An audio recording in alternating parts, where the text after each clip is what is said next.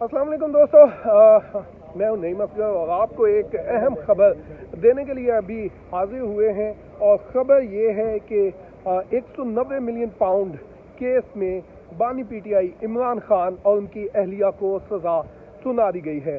Rawalpindi Adiala jail में ये समाअत हुई और इस समाअत के दौरान अदालत ने इमरान खान को 14 साल कैद की सज़ा सुना दी है, जबकि बुशरा बीबी जो उनकी अहलिया हैं वो कमरा अदालत में मौजूद थी और उनको भी सज़ा सुना दी गई है। अलकादर यूनिवर्सिटी सरकारी कंट्रोल में देने का ऐलान किया गया है और अलकादर ट्रस्ट भी सरकारी कंट्रोल में दे दिया गया है। अब से कुछ देर पहले ये फैसला आया है और इस फैसले में अदालत ने बानी पीटीआई इमरान खान को 10 साल कैद की सज़ा सुना दी है।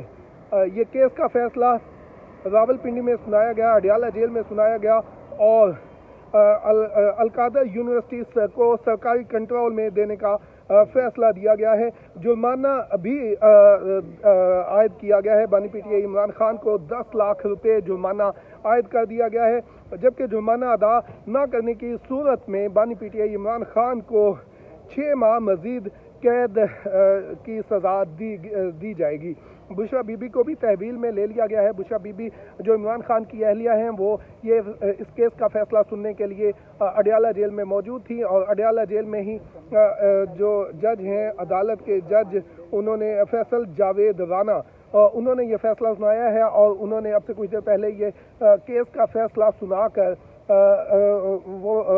उन्होंने सुना दिया। उसके बाद इमरान खान चूँकि जेल में ही हैं, वो कैद हैं, उनको सज़ा सुना दी गई है, जबकि बानी पीटीआई की अहलिया, इमरान खान की अहलिया बुशरा बीबी जो कि ये केस का फैसला सुनने के लिए अडयाला जेल गई थी, उनको भी हिरासत में ले लिया गया है और ये अदालत ने ये फैसला सुनाया है। उनको 14 साल कैद, 10 साल कैद और 10 लाख रुपए जुर्माना सुनाया गया है। अलकादर यूनिवर्सिटी को सरकारी तहवील में देने का फैसला दिया गया है, जबकि अलकादर ट्रस्ट वो भी सरकारी तहवील में दे दिया गया है। इस वक्त हमारे साथ सीनियर साथी मौजूद हैं, नईम जंजुआ साहब। उनसे पूछते हैं, नईम साहब ये बताइएगा, इस सज़ा के हवाले से आप क्या कहना चाहेंगे?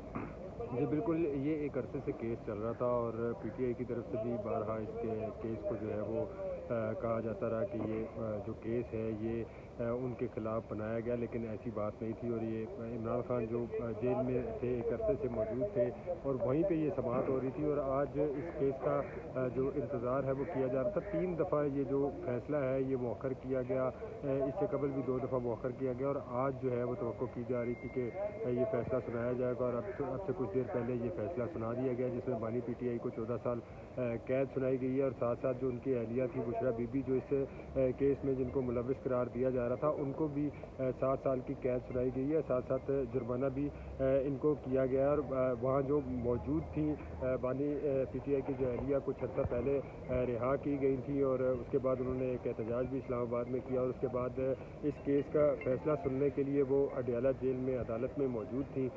फैसला सुनाने के बाद जो है फौरी तौर पर उनको भी गिरफ्तार कर लिया गया और साथ साथ जो अलकादर यूनिवर्सिटी है जिसका ये सारा केस था उसको भी सरकारी तहवील में ले लिया गया। और गुज़िश्ता रोज़ भी कुछ सियासी लोगों ने ये बात की थी कि अलकादर यूनिवर्सिटी जो है वो किन पैसों से बनाई गई और वो पैसा कहाँ से आया, ये सरकारी तहवील में लेनी चाहिए थी। और अब जो है बाकायदा तौर पर अदालत की तरफ से भी फैसला सुना दिया गया और फैसले में ये कहा गया है कि ये जो यूनिवर्सिटी है इसको सरकारी तहवील में दिया जाए, ताकि इसके ऊपर अगर मज़ीद अगर कुछ काम करना है या इसको शुरू करना है तो फिर उसको शुरू भी किया जा सके। और आगे जो है वो इस केस का जो है ये ख़ास तौर पर जो अलकादर यूनिवर्सिटी को तहवील में लेने का जो फैसला किया गया उसके समरात जो हैं वो आगे नज़र आएंगे। बहुत शुक्रिया नईम जंजुआ साहब, इंतहाई सीनियर सहाफ़ी हैं, क्राइम रिपोर्टिंग करते हैं, कोर्ट्स को कवर करते रहे हैं और अभी भी कर रहे हैं।